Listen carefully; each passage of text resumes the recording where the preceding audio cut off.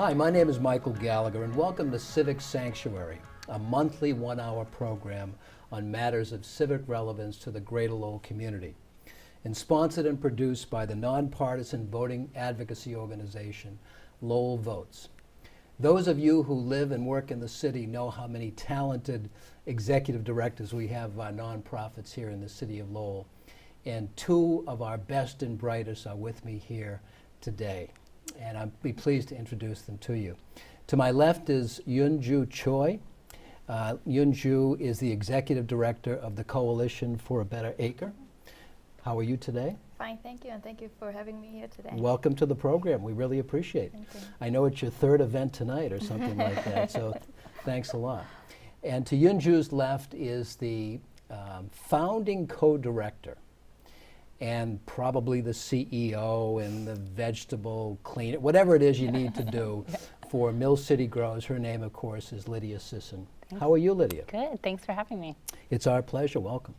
So I don't know if you had a chance to ever see this program, but we talk a lot about nonprofits in Lowell, about what's happening civically in Lowell, how we can get folks more involved in the community.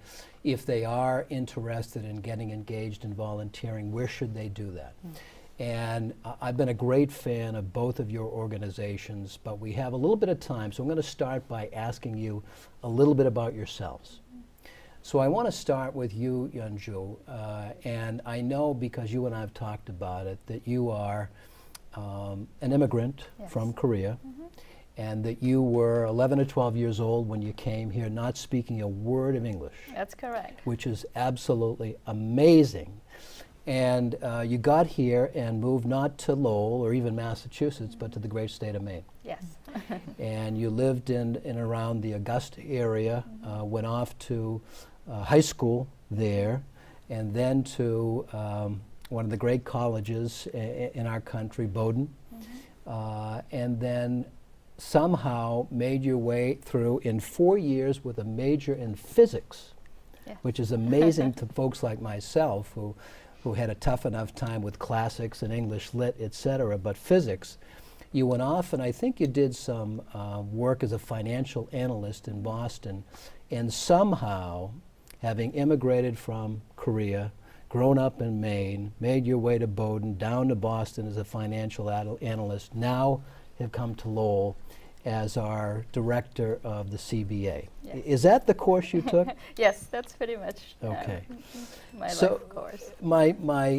I'm really impressed and interested in how it was that you made a transition from a physics major to being a financial analyst in the financial area of Boston, ultimately to come up here to Lowell to lead one of our great community service organizations. Tell us how you did that.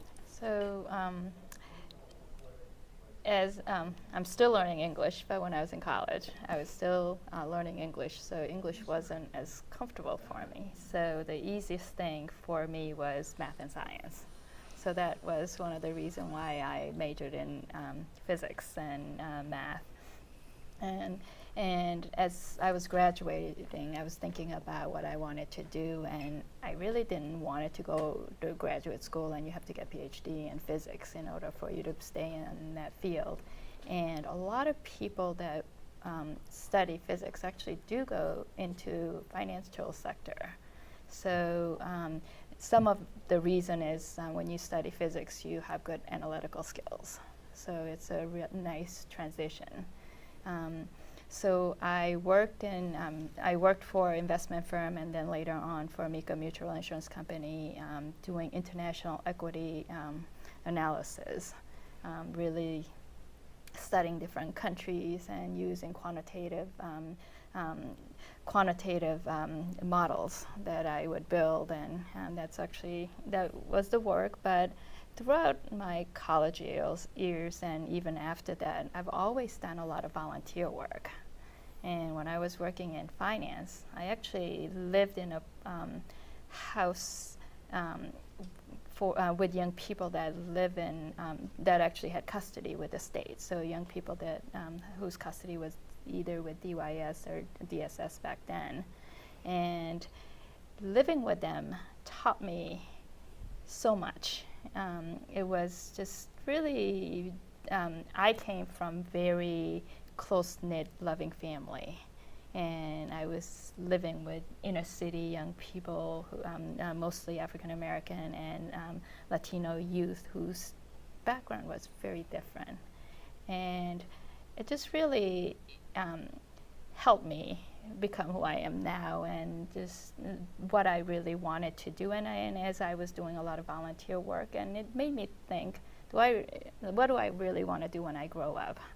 And working in finance was very rewarding financially, but volunteering was really rewarding. It really helped me much happier.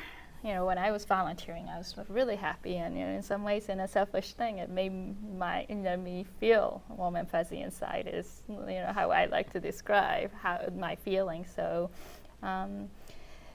I was volunteering at the Boys and Girls Club in Roxbury, and our executive director offered me a job as a director of education, which I didn't have any background in. And we laughed about it, we joked about it, because I was making probably 3 times as more money as what he was offering. I went home and I thought about it, and I thought, what do I really want to do in life? And am I doing something that I'm passionate about? And I really wasn't. And so that's actually how I made transition into nonprofit sector. And I understand that you saw an advertisement for a search process that was ongoing for the CBA executive director position, and you applied and you were interviewed, and out of a great group you were selected. When was that? That was about 3.5 years ago. So 2014? Yes. Okay. We're very lucky to have you. Well, thank you so much. And to your left is someone also from an immigrant family. I learned that earlier tonight. Lydia, I guess your mother came from Italy and met your father here in the States, and you actually, we're proud to say, grew up in the Boston area in Cambridge, or at least were born there, and then made your way to South Carolina. And spent your formative years, so to speak, in South Carolina near Charleston. What a great place to grow up, one of the most beautiful cities in the country. And then you went off to study environmental studies at Vassar in New York. And somehow, like Yun-Ju, you came from the West. Yun-Ju, I guess, came from the East, and you met Derek at some point, Derek Micheal, who's the executive director of the Lawrence Partnership. And like Yun-Ju, you have made your career, or certainly begun your career, I should say, here in the great city of Lowell. Is that pretty much accurate?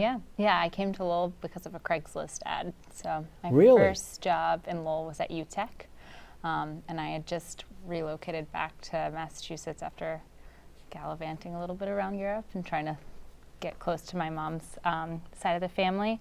And I found this awesome job at UTech that had farming and food in it, and that was what I was really passionate about. And so I applied for that job, and that's where I met Derek and worked there for a year, and then went off and worked on the North Shore, but came back to Lowell, and Lowell had real pull for me. So those of us from Lowell proudly say that all roads, one way or another, lead to Lowell, the city of immigrants. But you came from South Carolina by way of New York, I guess. Derek came Pennsylvania, then to Rhode Island, ultimately to Lowell. You were in the program here at UMass Lowell? Yeah. Were you one of Bob Ferrant's students? I was in RESD, I did RESD. It was actually where we had the launching off of Mill City Gross, but I did RESD as I was running a farm, a for-profit CSA farm in North Reading. I started grad school with Bob and John and Phil Moss, and it was a really wonderful class and program because they really let you work within Lowell, and it was really based in community, and that was really when I started to understand the city that I was living in and had been living in for a few years. So many of our young leaders here in the city grew out of that program, John Wooding and Bob Ferrant and others, and they're sort of disciples or ambassadors from that program. Thank God for those guys. Yeah. And you're all doing great work. you do a very exciting work. My wife recently retired. She was a nurse in the schools and was a big proponent of Mill City Grows. There's some kind of connection, I know, but maybe a lot of folks don't know too much about what you do. Some kind of connection between farming and agriculture and the environment, and teaching lessons about those issues to young students here in the city. Tell us about what Mill City Grows is all about. Sure, yeah. So Mill City Grows, we really believe in food access and food justice in the city, and like social justice, in order to have equality in food access, you really have to have an educated community. And you have to also have a community that's empowered enough to decide what they want for themselves around food. So one of our programs is our school garden program that we run in partnership with Lowell Public Schools. We're in half of the Lowell Public Schools now. We have 14 school gardens. And our team work with teachers so that they can use the gardens as an experiential learning space. So the district, there's an amazing science coordinator at the district level, Marty Cohen, and she works with our team to develop curriculum that's tied to state standards. So kids aren't just going out in the garden and having recess. They're actually going and learning literacy and math and science. And we work to build curriculum and help teachers use that curriculum in their classrooms. And then we also get to do after-school programming with the schools. And then we focus a lot on garden-based education, but also on nutrition. So as we know, we have serious health issues in our community and across the United States. So one of the ways that we hope to educate our communities around nutritious eating so that we can be healthy and our students can think and perform well in school. So we do a lot of nutrition education around cooking from scratch, learning how to eat seasonally, so it helps with people's budgets, but also getting kids to try new things. And it's kind of amazing because they will try things that even I sometimes am a little hesitant to try, but they really do try new things, especially when they've put that seed in the ground, when they've watched it grow, when they've done curriculum on what the life cycle of the seeds are, and then they harvest it. They are very willing to try that, and even if they don't love it the first time, they'll try it again, and really they find that they are that much more willing and excited. Way back in the last century, I was on something called the Commission on the Common Core of Learning. This was at the beginning of the ed reform process, and that served as the basis for the curriculum frameworks and thereafter MCAS. And one of the key parts of that was introducing young people to experiential learning, hands-on learning, and that's what you are doing. Yeah. So I'm assuming most of the educators, probably all educators, just love to have you guys come into the schools? We definitely have had a hard time keeping up with the demand. So we've actually expanded our ed team because of that. And also one of the things that we're excited to do is, give educators fresh tools that they can use too. And so it doesn't have to just be us, but they can be empowered to run their own classroom, bring kids out into the garden themselves. And we're seeing that a lot with the gardens, that teachers are now saying, oh, you know what, we're going to be studying, life cycles. We're going to go out in the garden and do that. But yes, we definitely have a lot of demand and we're trying to keep up with it. Luckily, we have really good partners with the district and Project Learn and Aramark, who does all the food service. They've been amazing in bringing more local food into the schools.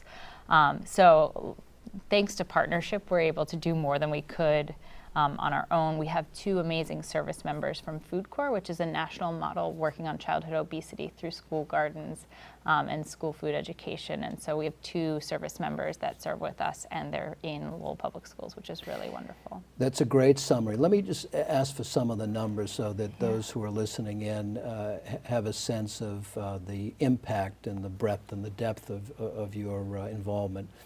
Mill Cities Grows is the name of the organization. Yep. It is a nonprofit headquartered here in Lowell. Yeah. Your headquarters are where? On Western Avenue. We're the last little building before the train tracks on Western Ave. Okay. Yeah. And you and Francie Slater are We're the co-founders and co-executive directors. Co-executive directors. And roughly how many employees do you have today? So we've been growing a lot, hence, we never stop growing, but right now we have 16 staff and 6 service members. So, fantastic. And we just added a couple more people. So I think our last staff meeting we had 23 people. So it's getting a little fun. You guys are really growing. Yeah, we have a lot of people in the office sometimes. It gets a little tight. But yeah, so we really have been growing. And we have 4 different program areas. So we have people in each program area. So our school garden program and youth education program. We have run community gardens in the city. We have 6 community gardens in the city. And then we have 3 urban farm sites now, almost 5 acres of urban farm space in the city. And then our mobile market is our farm stand on wheels, and you can see that at 10 locations a week throughout the growing season. So, where did this all come from? In other words, you guys founded it in 2011 and 12, that winter, so you've only been around for 4 or 5 years. And this is something that grew out of your studies at UMass Lowell, or tell us how it originated. So I think, so for me, I was very interested in agriculture at Vassar. I worked at a community farm while going to Vassar. I think it's part of why I got through going to Vassar, because I love to get my hands out in the dirt.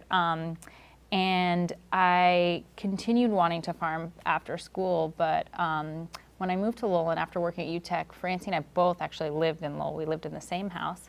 My now husband, then boyfriend, and I owned a 2-family home that we rented one of the units to Francie and her husband. And so we were both driving outside the city. I was running a CSA farm, a community-supported agriculture farm, where I was growing food for about 100 families in North Reading. I would leave Lowell at like 5 in the morning, and I'd get home at 9:30 at night. Francie would go down, and she worked in Cambridge at City Sprouts, which is a school garden program in Cambridge. And we both were just leaving, commuting, doing that life of a commuter. And I really felt isolated because I was working pretty much alone all the time. And I really was aching for this feeling of community and home. And so one winter, she and I just kept talking about, well, what's happening in the food system here in Lowell? Who's doing what? And we found a couple of things. So the Lowell Alliance had a community garden, but it was mostly for members of their community, or the community garden greenhouse. And we tried to get involved, but it was mostly volunteer organizations. But we were seeing all these urban agriculture organizations popping up all over the country. And so we just started talking to people, and through RESD, through Public Matters. Adam Backey was my mentor through Public Matters, and just talking to people and getting advice. We then went to the city manager and said, we have this idea, and we know of a parcel that you own. Can we run a farm there? And he's like, that's an interesting idea. And then Henry Martian called us like a few months later and said, there's a neighborhood group in Back Central, and they want to put in a community garden. Can you help? And we said, sure. And that was the impetus to launch. So it was really like an aching for being part of our community for both of us. Where does that come from? Yun-Ju talked about the same thing. Both of you went to great schools and had great educations and could have done a million things. And as you say, probably could have made 3 times or more what you might be making now. But you both talked about a yearning for community and how good it makes you feel when you participate in the kinds of programs that you have done.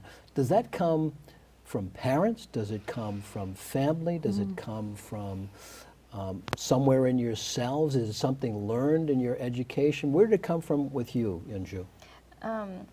Well, my mother is very, very kind, and ever since I was a very little child, we would never pass by a panhandler and just walk. My mother would always give something, and she's taught us the values to help others and be good to others. But that being said, my mother and my parents really wanted us to go to college and earn a lot of money, and in some ways they associated that with success.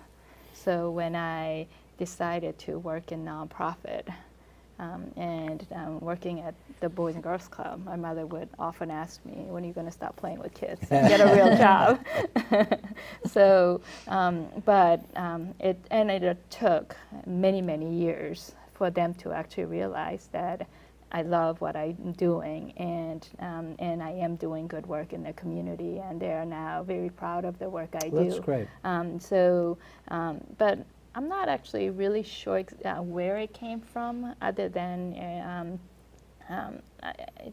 I've always felt a lot of empathy for other people that are doing less and that has less than. Are you Piscean? Is that what it is? Pisces? No, I'm a Cancer. Yeah. But also, I think some of the motivations that I have, especially working at CBA, is my background and what I experienced growing up in Maine in a very homogeneous community. There were 2 of us in my high school graduating class that were non-white students. So, and not having access to resources and having to really maneuver and learn in some ways hard way. And if I can help other families, other immigrant families, especially in Lowell, and connect them to resources that's available to help them make it easier. I think that if I can do that, I think that would be just a way for me to give back, because I feel very blessed to have had opportunities, and everything that I have, I feel blessed every day. I came from a little different perspective. My mother wanted me to go to a Catholic school. And so I went from the 8th grade here in the city of Lowell, Moody School, down to a Jesuit school called Xavier, which was in Concord, and then later to Holy Cross. And of course, the Jesuit, one of the Jesuit type mottos is non sibi, not for yourself. And unlike you, I wasn't terribly good in physics and the sciences, and at Xavier they slotted you into 2 tracks. One would be, if you did okay, one would be the science track, and physics, the other would be the classics. So I ended up in the classics track, and while there in high school I ended up reading the Gospels in Greek. And so reading them in Greek, you had to get to know them really well. And at the same time, they were teaching philosophy and theology, etc., and making the connection between the Gospels and the way you should live. And that's kind of what set me off in a course of, you really should be involved in some way. Mine comes, oddly maybe, more from a mental side than a heart side. Yours seems to come from the heart side. I would like to think it would come from the heart side with me, but to me it's almost a logical responsibility that we have to give back to our fellow human beings. Where does it come from in your family? Is it from the Sicilian side over in Italy? Not Sicilian, yeah. Where's she My from mom, in Italy? Northern Italy, near Venice, Padova. Oh, really? Yeah. Wow, Hence what a the, great part of really it. pale red hair. Yeah, I think community is huge in my mom's culture. I grew up in a town of 500 people, a village actually, called McClellanville, which was actually really, really segregated growing up. Even when I was growing up in the 80s, there was pretty intense segregation between white and black families. And when I was going to school, I was one of only a few white kids whose parents sent them to a public school, because there was a private school that only had white children in it. So I think from a really early age, I learned about a lot of issues around race and racism, and growing up in the rural South, it's very, very apparent. And I think that got me very socially involved, but also living in a community of 500 people, everybody knows you. And I had maybe 6 or 7 other parents than my own parents because of my friends, and I don't know how my parents kept track of us, because they just let us wander like wild animals, basically. And it was a really safe town too, so community was really strong. And even to this day, going back, everybody knows everybody. It's still got a lot of those traditional community values. So I think that that's part of it, in that sense of growing up in that place. I also had really nurturing parents, so I think that's some common. So where you grew up, Thread. and Yeah. some parental influence. What about, do you feel that it's generational as well? That folks with some gray hair may have come from a time and a place when, as Yun-Ju says, it was more important. You kind of measured your worth by the size of your bank account, and that later generations, your generations, have focus maybe a little less on making dough and on giving back more to the community? What do you think? I have a lot of people I graduated from college with who did go the finance route and are still in that route. So I think there are still people that care a lot about making money and status in that way. But I do think there are a lot of people that are drawn to the nonprofit sector. I mean, I see the people that are applying for jobs with me, and I'm sure with you, that like people that want to work in this sector have very strong pull to giving back, to building community, to making the world a better place in the little things that they can do. And one of the things that both of you have been able to do is to attract very talented folks to your respective organizations, right? Some good people. I know you're very proud because I hear you talk about them, both of you. And I know a good number of them, how skilled and intelligent and well-educated and hardworking they are. And it's really encouraging to those of us of a certain age to see those kinds of organizations sprouting up and to see young folks for a long time in this community. The call was, where are we, or the anxiety was, where are the young leaders? How are we going to make sure that the young leaders and the potential donors and volunteers that are the organizations that we've tried to nurture are going to exist and thrive and continue to be? And we're seeing it. We're seeing it throughout the city. It's a really encouraging thing. We're going to take a break shortly, but maybe before we do that, just in a minute or two, I haven't yet given you a chance to talk a little bit about your own organization, the CBA. So you're sitting next to someone on the way to Fenway Park, and someone says to you, "What do you do?" "Well, I'm ED at CBA." "What's the CBA?" What do you say? I say CBA is a community development corporation, and a lot of our work is around building affordable housing. But in the last 3.5 years, we've made a lot of changes to not only build affordable housing for people, but also work with families to help them become economically self-sufficient so they can move out of our housing and buy their own homes, or move on to market price housing to have affordable housing for newer immigrants and other people that are in need. And hopefully they can also work on becoming more economically self-sufficient. So that would be my quick elevator speech of what we do as an organization. And you've been around for more than a few years. How long has the CBA been around? CBA's been around for 35 years, so 10 times more than. Is this an anniversary year this year? It is anniversary year. So I'm sure we'll be getting invitations to a gathering coming up. So October 19th is our annual meeting, and we do our annual meeting very differently. Our annual meeting is not a fundraiser. Well, we do ask for sponsorships, but we actually invite our members. So we usually get about 250 to 300 members that come to our event, and a lot of our members actually cook, so it's like a big potluck. Great. And we'll talk about a little bit more of that after the break. I'm Micheal Gallagher. I'm here on Civic Sanctuary with Lydia Sisson and Yun-Ju Choi. Thanks again for joining us. We'll be back. Please stay with us. The Life Connection Center in Lowell is a community center for the homeless that provides complimentary meals, recovery support, and a safe place to sit and eat with friends and volunteers. Private donations provide 100% of the center's programs.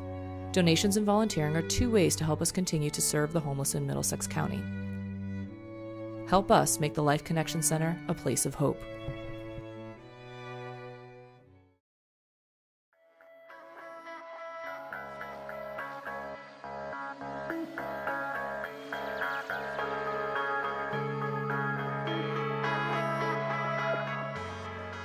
Hi, I'm Micheal Gallagher. We're back on Civic Sanctuary. Thanks for sticking around. As you know, we're here with Yun-Ju Choi, who is the Executive Director of the CBA here in the city of Lowell, and Lydia Sisson, who is the founding co-director of Mill City Grows.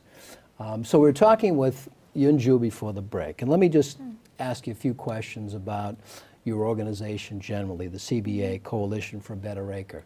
It's been around for 35 years. Yes. I actually remember in the early days when there was a fellow by the name of Charlie Gargiulo. Gargiulo, yes. Gargiulo, yeah. He was one of my heroes. I think he was, everyone thought he was a Trotskyite or something, and but he fought hard for the folks, as I recall, who were his, I don't know if you call them clients or individuals whom he was seeking to work with and for. And he did a very impressive job. So I've always been very impressed with your organization. But it's been around for 35 years. You were situated primarily, obviously, in the Acre. Yes. For those who don't know the city all that well, the Acre runs from where to where? How would you define the the geography of the Acre? So from the City Hall to Dutton Street to Merrimack? the Merrimack and Moody, and across the river, I think is considered to be the Acre now, where Little Canada used to be. Actually, is part of the Acre, and then it goes all the way down to Pawtucket Street to where Humane Society is. So that's and historically, my history is probably wrong, but historically, wasn't it that the mill owners, the Yankee mill owners, us Irish folks like to say, the Yankee mill owners bequeathed an acre of land for the Irish folks to build their own church, St. Patrick's Church, something like that, I guess. And my father actually grew up in the heart of the Acre, and his family was there. But the CBA, you have how many employees today? We actually only have 14 employees. 14 employees? Yes, a lot of people think we have a lot more. I but thought you we- did as well. So you're roughly the same size in terms of employees. Yeah, but And- they do much bigger projects than we do, Yes. so their budget's bigger. But you've always got a lot of projects going on. And so for those who don't know about the CBA, identify a few projects. There's a beautiful, relatively new, multi-story residential complex where the old St. Peter's Church was on Gorham Street, right? Yes. Right across from the courthouse. That's Yes, yours. That's ours, yes. Where else? So that's one of very few projects that we have outside of the Acre. Majority of our properties are in the Acre. On North Canal Apartments, what a lot of people from Lowell knows as Cement City or Flintstone Village. CBA actually, it took CBA 6 years of organizing effort to win the right to renovate those buildings, and there are 26 buildings altogether, 267 units, and then we Acre, the St. Joe's High School, we turned that into 23 units of residential. We on Moody Street, we actually tore down some of the buildings and built new building. We call that Unity. And then St. Joe's Elementary School. And then we have a couple properties on Cork Street, some on Broadway Street, and on Rock Street. So we have few properties. And then 2 years ago, we completed 27 units in Haverhill for veterans. And we actually have 44 units of project in Haverhill that we just got funded. So that's going to be our next project. And hopefully we'll have a couple more projects in Lowell. Many people may know that we've been talking to Lowell House, and we'll be purchasing Lowell House building in next month or two, and we're hoping to turn that into sober housing.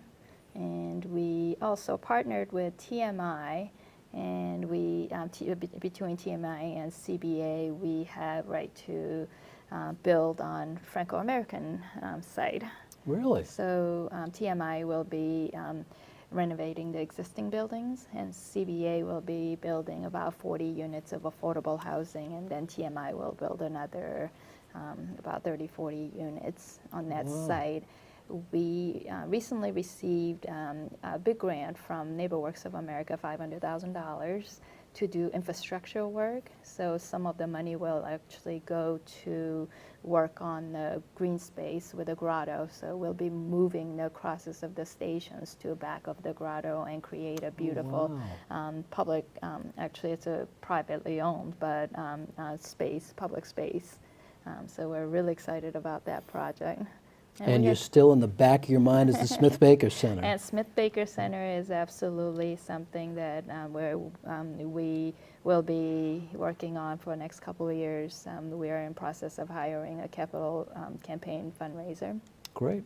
And I'm hoping that next 2-3 years we really focus on doing fundraising and turning that building into a community center. So as I talked about earlier, CBA is focusing on economic self-sufficiency for families, and we need to provide education and opportunities. And we feel like this is a space that we can have after-school programs, workforce development training programs, financial educations, but also City of Lowell is such a diverse community.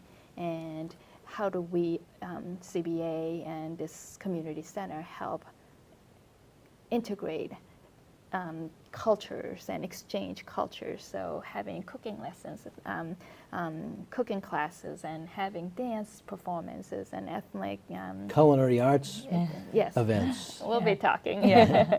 Yes. So it's going to be a space not just for low-income families from Lowell, but it will be a building for all of Lowell to come together to learn and perform and enjoy each other's culture. So.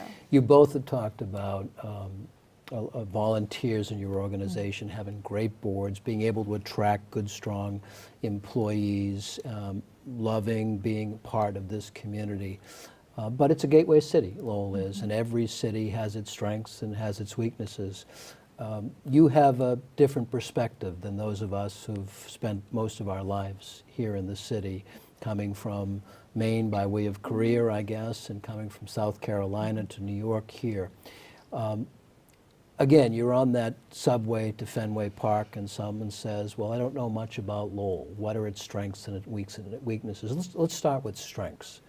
What are some of the strengths of this great community, would you say, Lydia? So I think, what drew me here, so after going to school in New York, a lot of my friends ended up in New York City, and that felt overwhelming to me as a person. Like, how do you have an identity there? And what I loved about Lowell is how willing people are to welcome you. And actually, I tell that to my team whenever somebody moves to Lowell. People are always trying to connect you. So it's like if you say, oh, I'm interested in music, they're like, oh, let me connect you with this other person that's interested in music. Or, oh, art, have you checked out all these great galleries? So from the moment that I moved to Lowell, people were trying to connect me. And the moment Francie and I started Mill City Grows, folks wanted us to meet people that maybe could support or could tell us that we had crazy ideas and we shouldn't be doing that or whatever. But people are always trying to connect you in Lowell, and I think that is really amazing. And then also for me, it's a very tangible city because of the size. Growing up in such a small town, I just, a really, really big city felt overwhelming. But in Lowell, you can really know people as you walk down the streets. You see the same people. Neighborhoods are really strong. So I lived in Centerville the first 5 years of living in Lowell, and our street was, you knew everybody, and people would look out for you and tell you when something was going on in the neighborhood. So I loved that about coming here.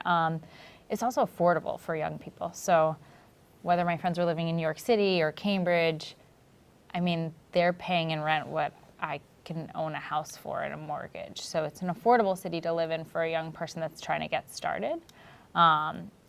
It's not, I could pay reasonable rent. And I have a lot of staff who are younger that come to Lowell, and they're like, oh, I want to live in Cambridge or Boston. I'm like, yeah, you should check out rent in Lowell. It's really much better. And that's just part of the, being a smaller gateway city. And it's not just rent, as you know. Yeah. You can go to a great theater. for a Yeah. fraction of the price of Tremont Street, Yeah. and see a professional baseball Yeah. game for a fraction of the cost of Fenway Park, and Yep. so many other activities that we Yeah. have here in the city. What about you, Yun-Ju? You came from a small town, and then Augusta, and Maine is a very different state from Massachusetts. Then you went to Boston and worked there, and finally up to Lowell. In your view, what are the greatest strengths of this community? I think people. I'm just so amazed that the people, as Lydia talked about, and people are so open to want to get to know you and connect people, and but also the size of this of the city. Coming from Boston, working in Boston for 20 some odd years. No matter how large your organization is, the impact that you can make in that community is very different from the kind of impact that we can make in the city of Lowell. It's small enough, everybody knows what you do, and then access to people. Like the fact that I probably have cell numbers of every city councilors, and we can call them up for anything that we need, and being able to call up Mr. Duncan and get advice from him, and people are just so available, and they're willing to give their time, and I'm just so amazed at how generous people are, and how in some ways community takes how seriously they take of the work that we do, and then they appreciate nonprofits' impact in the city. And I think that's very different from what I've seen in the Boston area. Really? What about flipping the subject a little bit and talking about some of the challenges which are unavoidable in any gateway city, and you are in the business, so to speak, of providing opportunities, housing opportunities and job opportunities, and so aren't you, Lydia, providing education to young folks who might otherwise not be exposed to some of the things that you're teaching them about. We have a lawsuit that was recently brought here in the city of Lowell, raising the issue as to whether our way of electing folks is constitutional or not. A friend of mine by the name of Jack Mitchell, he's a good guy, you may know him. He's a blogger, but he calls himself a incrementalist radical. And there's a lot of us of a certain age who want to move more quickly. Let's just get to the finish line, to the goal line. But you also learn the older you get that you have to have a little bit of patience. I bet both of you, being so youthful and full of energy and ideas and creativity and so on, would love to be not at the 20-yard line, but at the 5-yard line or about to cross. What are some of the challenges that you have confronted? And I'm not talking now about just raising money, because everyone has those challenges. But let me start with you, because there are people in any community who will say, well, I didn't get a handout. I had to do it myself.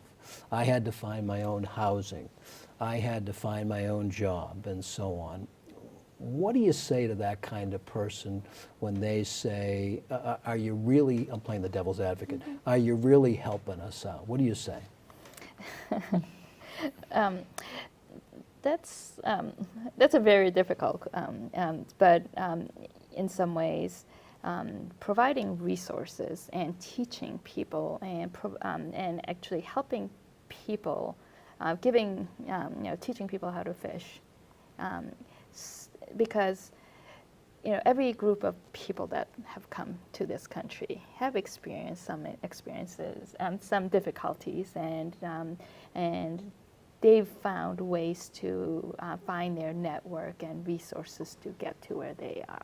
And if you don't know what you don't know. So if you can provide, and so I'm not about giving people, and when some people, and especially conservative people, think about nonprofits, that we just want to keep people, give people and just keep them where they are. And the way we at CBA look at our work is very, very different. And that's not what we want to do. We want to provide opportunities. We want to provide access to, and you talk about access to healthier food and access to education, and that's what we want to do. So it is sometimes very difficult, especially in the city where there's so much diversity, yet there's not a lot of understanding of each other. Why don't they learn English? And you talk a little bit about my background. My parents, they have been living in this. Our family have been living in this country for 37 years, and they still have difficulty with the language.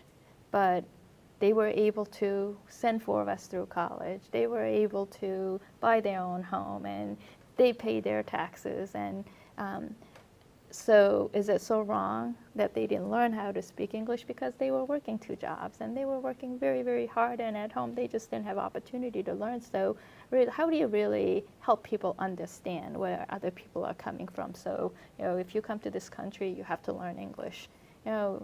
And it'll be easier for all of us.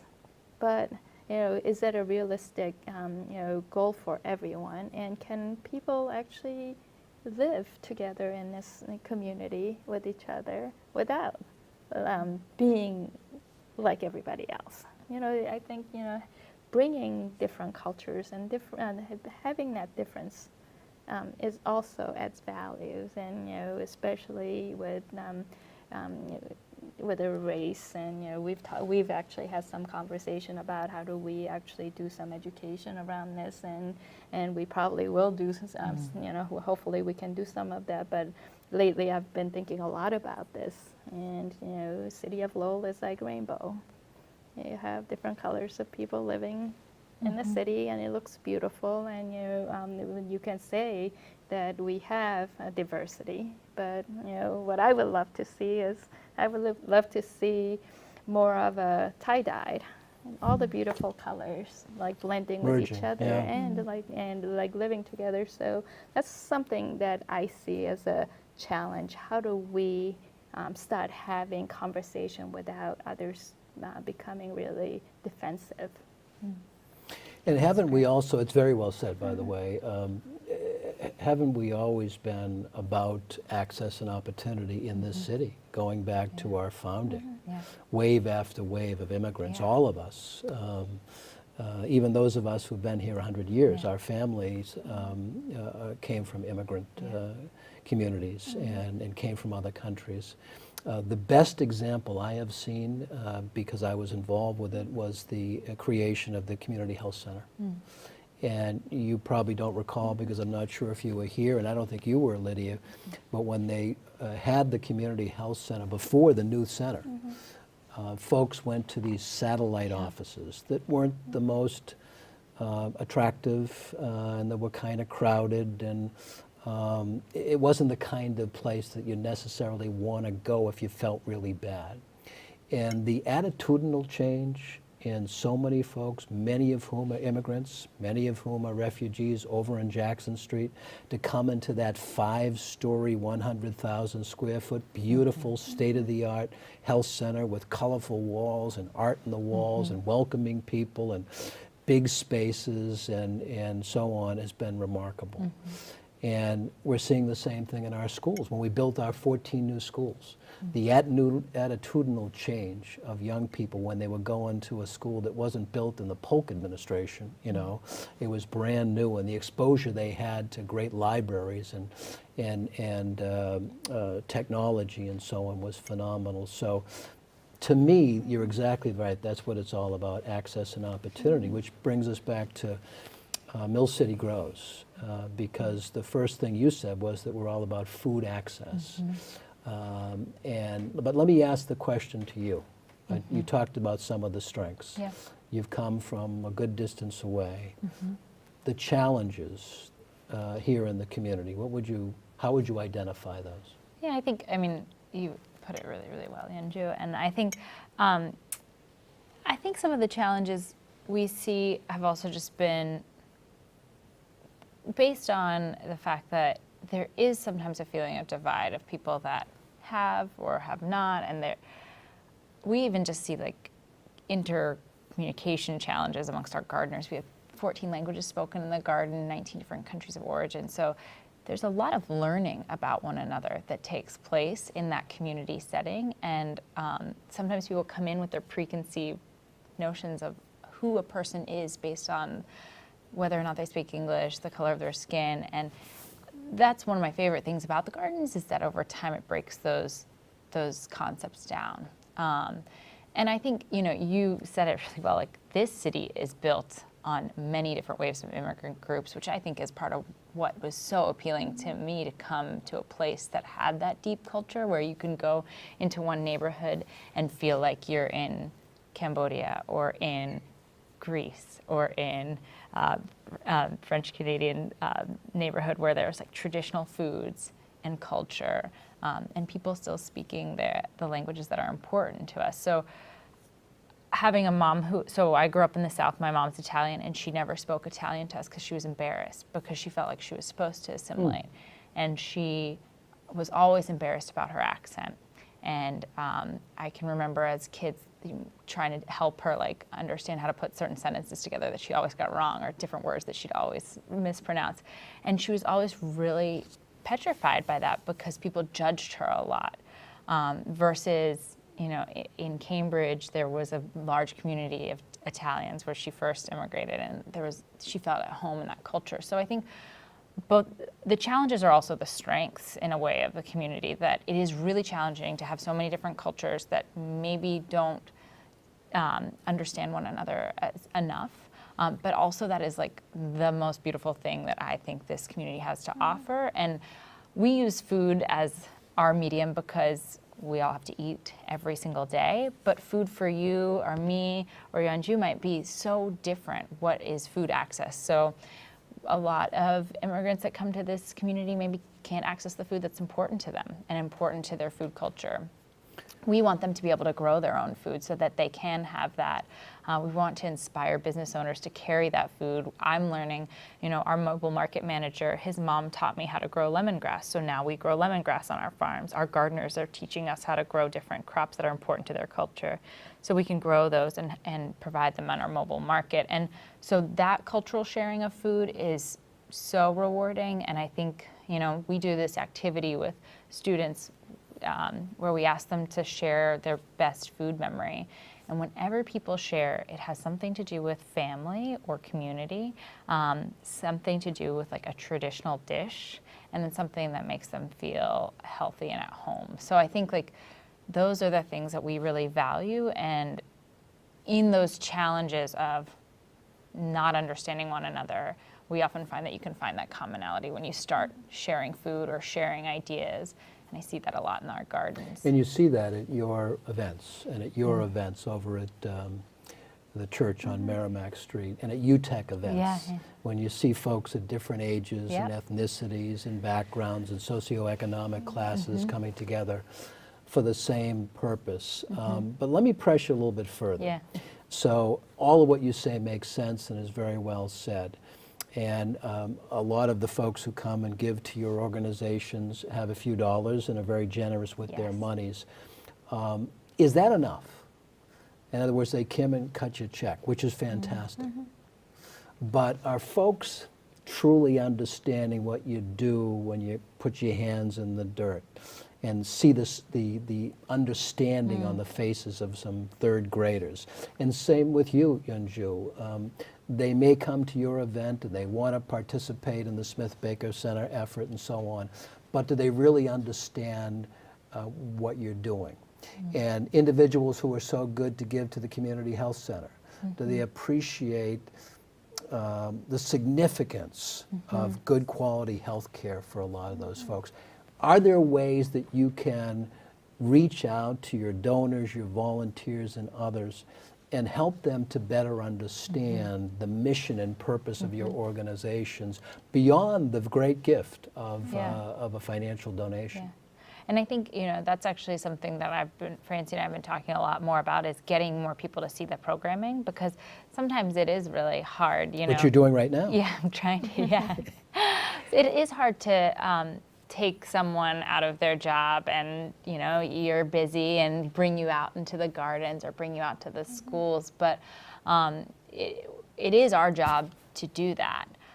So, certain things that we are working on doing more of is storytelling, is bringing people out, is having more fun farm tours where people can see our programs in action. And one thing you could also do, I'm sorry to interrupt, no. we don't have a lot of time left.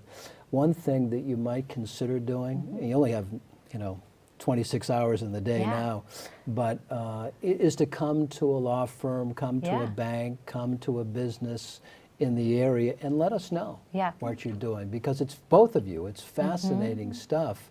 And once you hear it, there's always going to be 1 or 2 or 5 or 10 folks. Where do I sign up? I'm ready to go. But before we get to, I want to ask both of you to give us, the audience, a little bit of a message as to why and how they can get involved and why they should be involved in their community, even more maybe than they already are. What about politically? What can we do? If we look at our elected bodies, a lot of good people, well-meaning people, talented people, but one woman on the city council, no one of color on either body, a couple of women on the school committee, I believe, 2 or 3 female mayors in the last century here in the city. We don't have a lot of time, but sometimes it's better that you don't have a lot of time to give this kind of... What can we do as a community, as outsiders who have come in, to promote inclusion in this community, politically? Well, it's a hard one, and I think, you mentioned my husband ran for office a few years ago. I think showing up is huge, so showing up to vote is great. So, and offering people rides and reminding your neighbors to vote is one thing. Having more unbiased information about candidates would be really helpful. I think that's something that Lowell Votes is trying to do, and I really commend them for that, but it's so hard to get information. But show up, go to a campaign event. Just check it out. It's so different than what you think it's going to be, and ask people the hard questions about the things that you care about. Because when you talk to somebody who's running for office about something that you care about, they do hear it, and you hear it from the presidential level to the city council level, that it is all about human stories and human struggle that informs our policy. So. Okay. Well, let me ask you, Yun-Ju, and then Lydia, to finish us off. You have about 45 seconds, and you're looking out into the listening audience and the watching audience. Some young physics students at the high school or what have you are exploring career options, and you're saying to them, get involved. What would you say to that young girl? Well, I think they have to find what they love to do. I feel like I'm doing something that I love to do, that, if I didn't have to pay my mortgage, I would do this for free. And so finding a kind of work that you would do even if you didn't get paid, and getting paid is a extra bonus. And helping others and getting involved in the community, getting to know people that are different from you. And so you're constantly learning about others, and I think that also builds empathy and compassion for each other. So really, sometimes, some people are good at being an accountant, and that's okay. And some people are good at doing certain other things, and that's okay. But also, aside from your job, experience things. And you mentioned MRT earlier. Really, find out what's in your neighborhood and what's in your community, and go, experience that. We are all now, always talking about Netflix and how people are binge watching TV. And rather than, yes, that's great to do, but let's go out and experience all the resources that's available to you. Western Avenue Studios is, a place that a lot of people in Lowell doesn't know. Very well said. 10 seconds, Lydia. I would say also find somebody that you admire and get a mentor. There have been so many people that have mentored me through this process, and I couldn't have done it without all of their support and guidance. Because as a young person, you need to also learn from other people's mistakes too. Well, you both have been great mentors and are great mentors for a whole new generation of folks, and we appreciate that. I'm Micheal Gallagher. This is Civic Sanctuary. Thank you very much for joining us. Please remember to vote in November. There's a ballot question on the ballot, and there are lots of deserving candidates on both the school committee and the city council side. For LTC, for Lowell Votes, thanks for joining us.